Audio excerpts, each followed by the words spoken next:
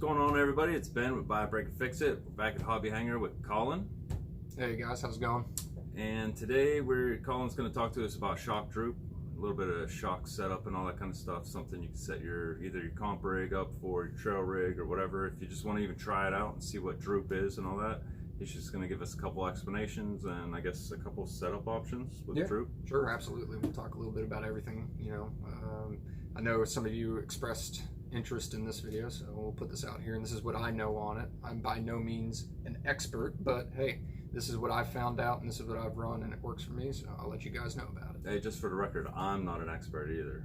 I mean, I used to be, but I'm not anymore. So we have a whiteboard over here. We're going to do a little bit of diagrams and all that stuff, and let me just change the camera over and we'll get started. All right, Colin, for us people that are either new to the RC hobby or we just don't know what droop is, can you please explain to us what is droop?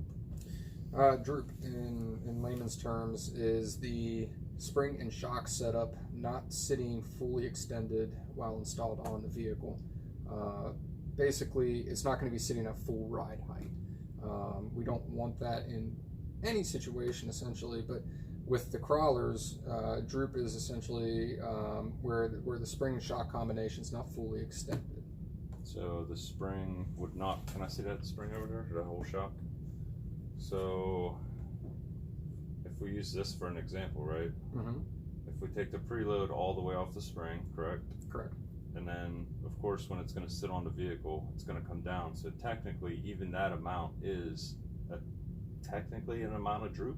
Yeah, I mean, sometimes referred to as sag. It's not proprietary to the crawler world. It's been around the RC world for a very long time, specifically in the race side of things, and it was referred to as sag and sometimes droop as well.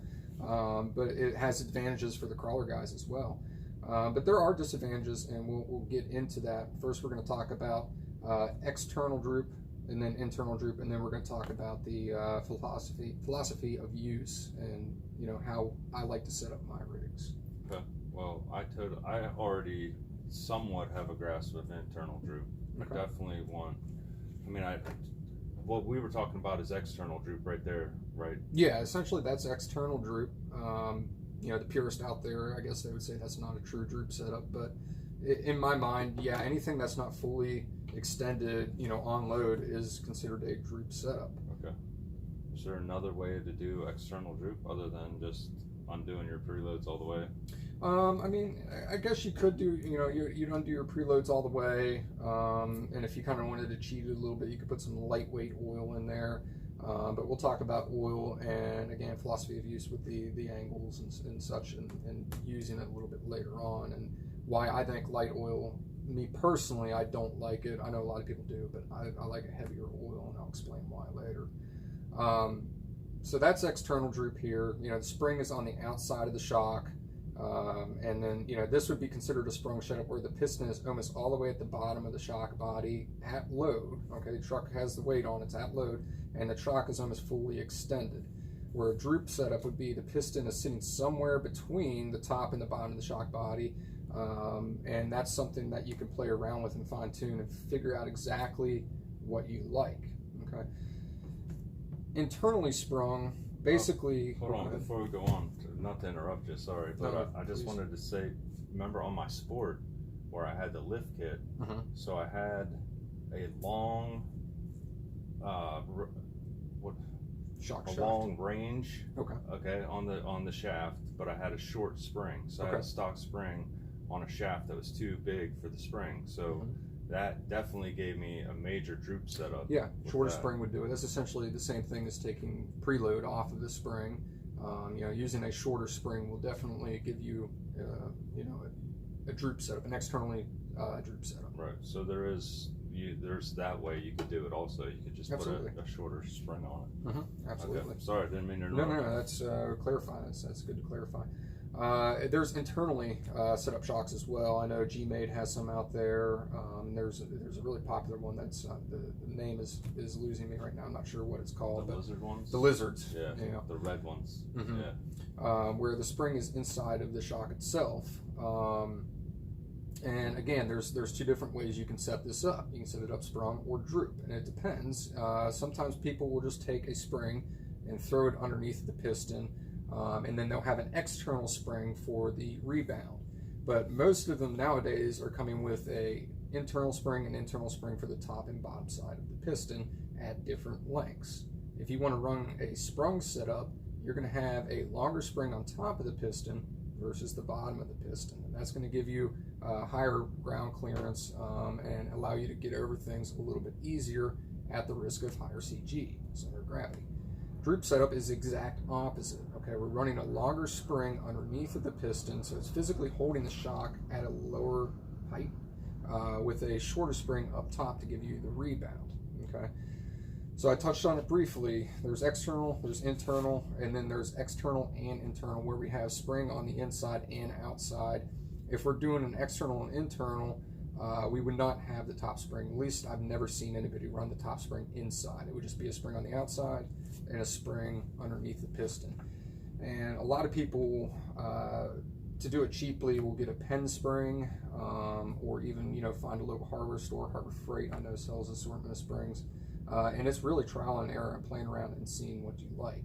So I would imagine it all depends on what kind of weight you have sitting on those springs, whatever absolutely rig you're using. Yeah, for instance, you know, a stock TRX4 is not going to need as heavy a spring as something like TRX4 with a bunch of brass parts on it. It's just not. Right. So that's going to be up to the end user to figure out how much weight they want to put on the truck and set up their shocks according to the weight of the truck. So, and not to leave them out, but like the Trail Finder, they come with those, with the internal spring?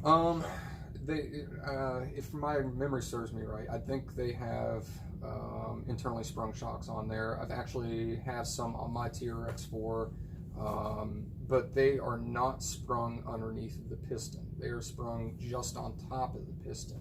Okay. But on my TRX4, it is so heavy that it is running a pseudo droop or a sag setup from just the weight of the truck compressing that internal spring. Right. Yeah. So on this internal setup, if you do have, you know, these like this, does these springs have to equal the distance of the shock body? No, again, it's the same thing as the external setup. And going back to the shock here, if we were to run a shorter spring versus the actual compression of the shock, that would give us a droop setup where, you know, if the spring was that length here, that's all the further it's going to extend, even though the shock can physically pull out that far. Right. Same deal with an internally sprung setup. You can run a shorter shock in there, specifically underneath the piston there, to kind of give you that setup. The only difference would be at some point in the range of the shock, you'd have some kind of free flow of just the piston moving, where you don't have compression or rebound pushing it or pulling it. That is, yeah, that definitely can be, you know, set up that way. You know, I try to avoid that. I try to have some sort of tension on my shock at any given time, where the spring is set up that way. So it's not ideal to have a floating setup like that, in my opinion. Some people might like it. I think it gives an inconsistent feel. Okay. Next. Approach angles, departure angles, side hill, and philosophy of use. There's advantages and disadvantages to running a droop setup versus running a sprung setup, and anywhere in between. It's going to change depending on if you're trail riding, strictly rock crawling, somewhere in between, if you're kind of bashing it. I mean, it's going to really depend on the end user. The more of a droop setup that we run, the lower CG we have, but also the less ground clearance. Your truck is going to physically sit lower. So, for instance, if our truck is lower and we have a approach angle where our bumper might be hitting, you know, right on the front there, as well as our rear bumper might be hitting on the back there. Conversely, once we get onto that angle, the lower CG is going to help us out. You know, we can probably go up a steeper angle. Yeah. Okay. Same thing with side hill, and it goes back to the CG. With, you know, side hill, you want a low CG. You don't want the truck, you know, the wheels on the top side of the hill to be picking up, or else you're just going to roll. So you want a little bit of droop setup. So whenever you get on this side hill, the side here is not going to pick up the wheels, but the body's physically going to roll over. Okay, so it'll keep contact on all four wheels ideally, and the body and the chassis will roll, and you can continue to go.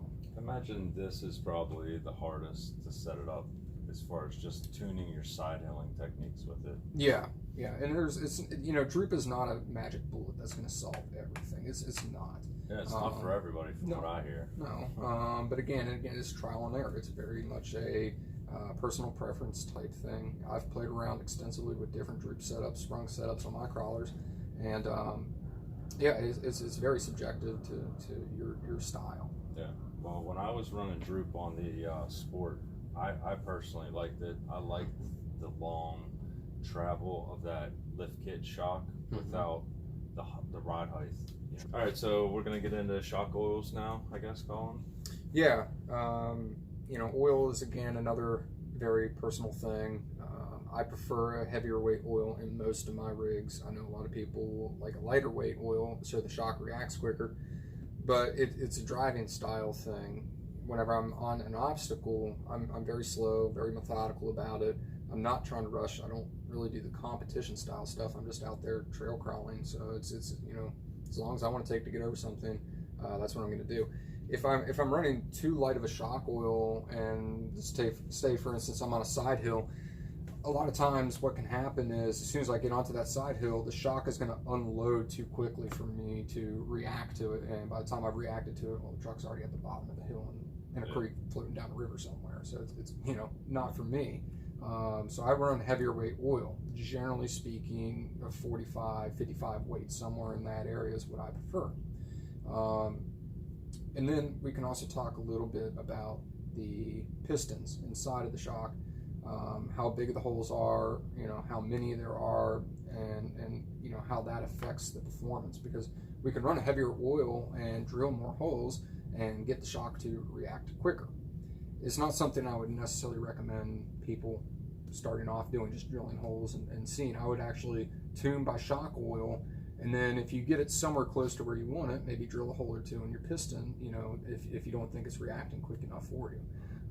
So you can get to maybe, let's take for example a 35 weight oil and 30 weight's just too light, it's reacting too quickly. Well, drill a hole or two in the piston, and that's going to give you a little bit more reaction, but not so much that you're going to drop down to a 30 weight and it's going to react too quickly. Yeah, just a friendly reminder, just because I still feel like I'm a noob.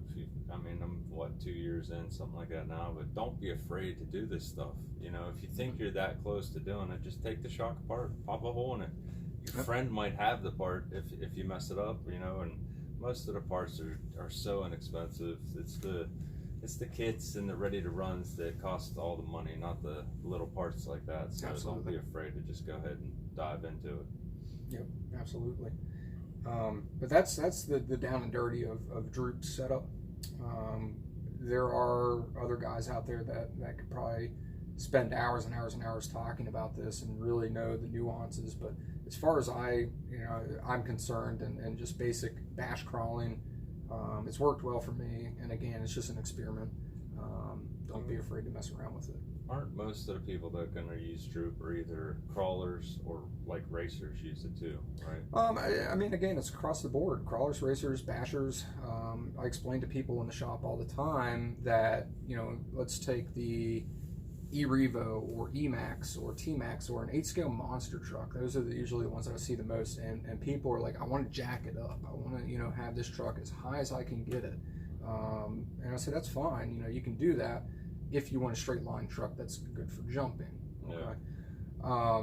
And I explained to them that if you have this shock sitting at full extension, sprung setup, as soon as you go around a turn with some traction at any little bit of speed, it's just going to roll. Yeah. It's not going to handle very well. So we want to have that piston sitting somewhere in what we call a sag or droop setup on that truck as well. And then again, it's finding that balance between, I want it to handle well, but I also want to jump it. Right. The racers, the same thing. We have to go around a turn. We don't want the inside wheels to be picking up. We want the body to roll just a little bit to take out that suspension movement. So having a fully sprung setup on a race car, same thing. Can't have it. Crawlers is a little bit different approach. Again, we're not doing 30, 40 miles an hour, at least most of us. And again, we don't want the car to lift up and roll over from a fully sprung setup. Now again, there's always exceptions to the rule. You know, for the bashers, you know, the guys that want to jump and only jump. For the racers, I've never heard of anybody doing it, but I'm sure there's somebody out there. For the crawlers, I guess, you know, if you want maximum ground clearance, or maybe if you're doing a mud truck or something along those lines, it might not be a bad idea to have a fully extended sprung setup. But you know, I wouldn't expect it to crawl all that great with that high center of gravity. Yeah. All right, so that's like Colin and I were just saying, that's our opinion. This is our opinion on Droop. Like Colin said earlier, there's some guys that aren't even going to like this video. a lot of people are going to tell us this is wrong and all this, and you know, everybody has their right to their opinion and all that. This is just through our research and what Colin has found and what his experience in the crawler world. For me. So I just thought it was important to share it with everybody. You don't have to do anything, especially if you have a TRX4. You don't have to touch it. They are great trucks. So, they are very good trucks. You have anything else you want to add to them? I mean, if you have any questions or comments, concerns, you know, you can always reach Ben on his channel here. He can relay, you know, any questions you have to me. We will get back to you on them. So yeah, I mean, don't be afraid to mess around with it. Go out there and experiment. Go to your local hobby shop, buy 3 or 4 bottles of oil. Nothing saying you can't do it. I always encourage our customers here to mess around with stuff. The worst thing that can happen is it breaks, and if it breaks, parts on the wall. We got parts, and we can do it. So. Yep, break it, fix it. Yep, absolutely. All right, everybody, I hope you liked the video. If you have any questions or comments, just comment down below. Like I said, Colin, he usually stalks these videos, so he'll just answer your comment. Don't even worry about it. I won't even have to worry about it. So, all right, everybody, thanks, Colin. I appreciate you being here again, and absolutely. I'm sure once we have another idea for a tech video, we'll do another one. So, absolutely. All right, everybody, that's it for us. Be good to people. People be good to you. Ben, out.